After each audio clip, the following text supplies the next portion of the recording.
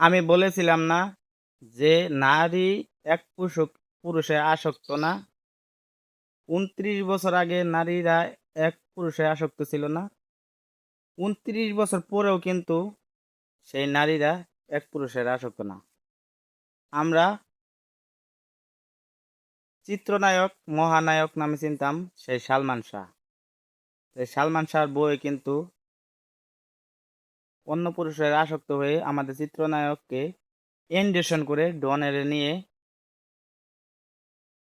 মেরে ফেলছে। তো নারীরা কিন্তু এক পুরুষে আসক্ত হয় না, সেটা কিন্তু ২৯ বছর পরে আইসা কিন্তু আবার প্রমাণ হয়ে গেল। হয়তোবা আমি দেখছি না, কিন্তু যেটা সত্য সেটা কিন্তু প্রমাণ হয়ে গেল।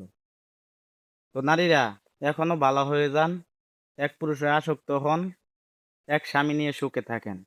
তো আমরা এই চিত্রনায়ক সালমান শাহর বিচার চাই, ডনের ফাঁসি চাই, এবং কি আমরা সালমান শাহের বউয়ের ফাঁসি চাই ইনশাল্লাহ।